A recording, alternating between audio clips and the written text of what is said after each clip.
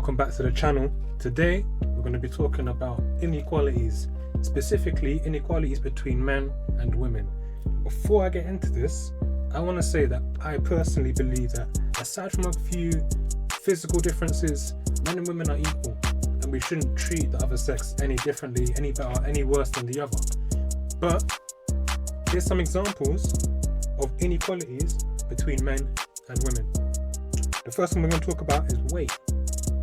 In today's society, probably because of Lizzo and the body positivity movement, but it's okay for women to be fat.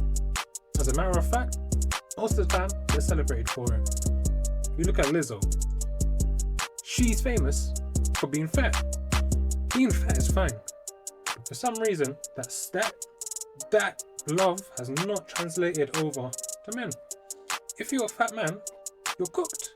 The only time it's acceptable for a man to be fat is if he is famous or rich. Any other time, they're looked at as if they are the most disgusting thing on earth. The next one we're going to be talking about is looks.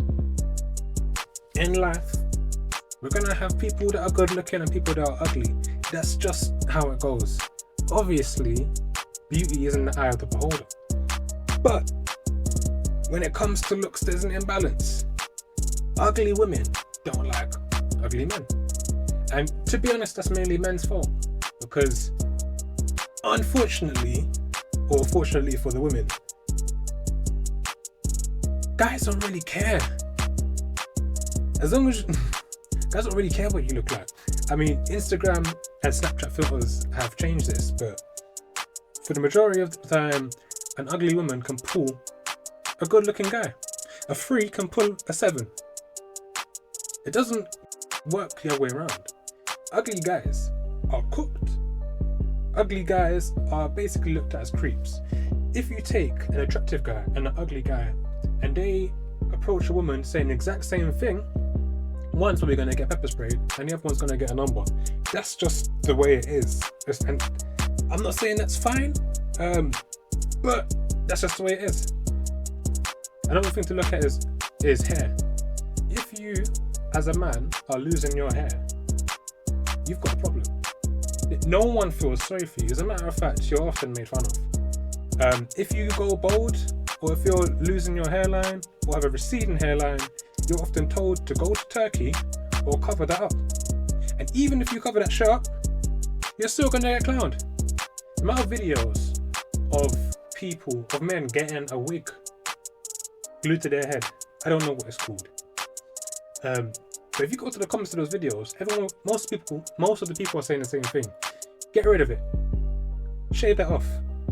Go to Turkey and get a hair transplant. But on the flip side of that coin, women have been wearing wigs for years. Most of the time, to be fair with you, women have worse hair than men because of all the shit they're putting in it. But everyone's fine with that. Society on a whole is fine with making fun of men with receding hair, thinning hair, or being bald. But if a man makes so much as a joke about it to a woman, Will Smith will come up there and slap you.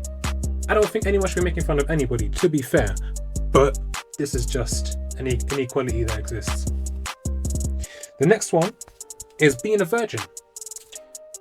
I remember being a teenager, and as soon as we knew what sex was, the expectation was to lose your virginity. People would often compare how much girls they'd been with, and half the time we knew the person was lying. People would be 13 and 14 talking about how much bodies they've gone. Most of the time we knew they were lying, but no one called them out on it. Not really. It was the expectation. Going into adulthood, it's the same thing, but even worse. If you're a male and a virgin, you are looked at like less of a man. Being a virgin as a woman now, you're praised for it. There is no expectation as a woman to lose your virginity before marriage, really. As a woman, you're expected to protect your virginity. As a man, you're expected to lose that shit as soon as you can. I don't know where this came from. But the weird thing about this is the other sex will treat you differently knowing. If you're an adult male and a virgin, you are not praised for it. And women do not, well, some probably do, but most women do not seek it out. even if it was your choice. Obviously, there's incels. There's people that haven't had sex because they can't have it. But if you're a man, for religious reasons or other, and you don't want to have sex until you're married or until you found the right person, women look at you funny. They say you don't have the experience, or maybe there's something wrong with you. As a woman, you are encouraged to be a virgin. No one will look funny at you for... No one will think twice about you being a virgin. Obviously, some people might say that they're lying, but there's no expectation on you to lose your V card. Which brings us on to the next one. Body count.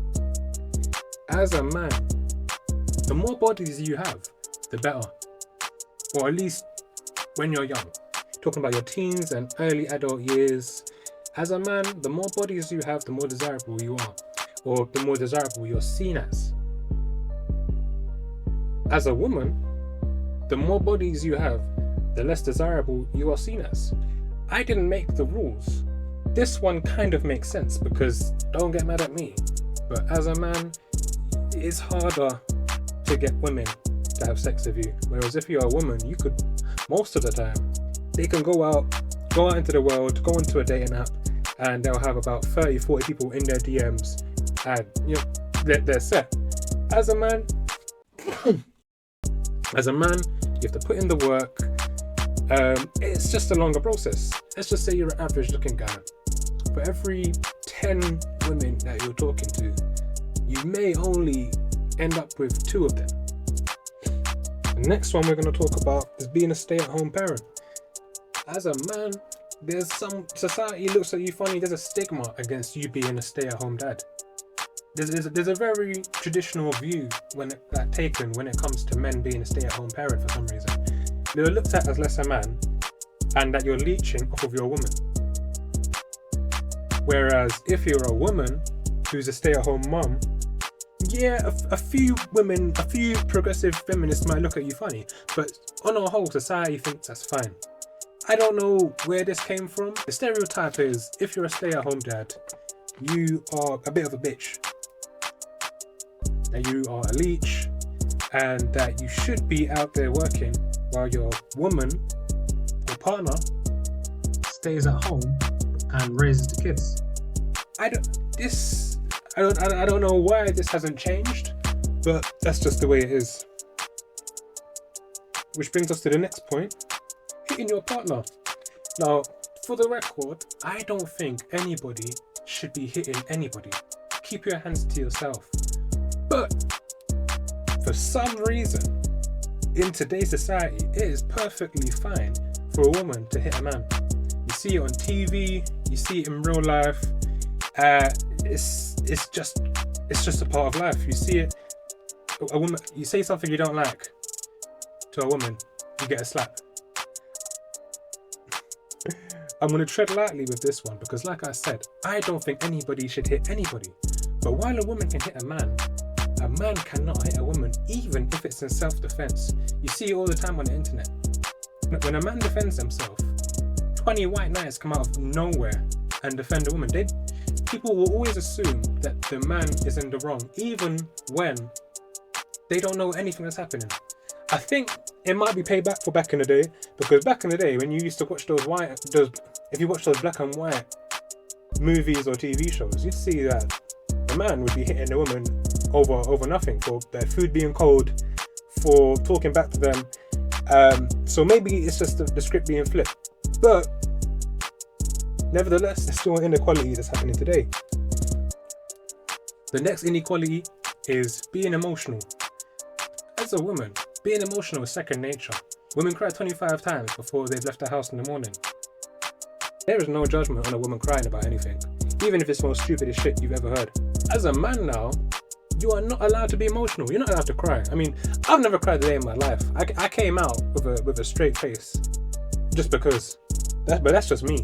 The only time it's acceptable for a man to cry is if someone close has died to you, and even then, that's not okay. Apparently, like, I've seen videos on the internet of people saying this is an ick for them.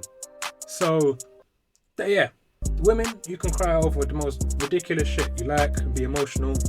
men, you better suck that shit up and, as they say, be a man. But that's all I'm going to talk about today. If you like it, leave a comment, like and subscribe. I might do a part 2 of this.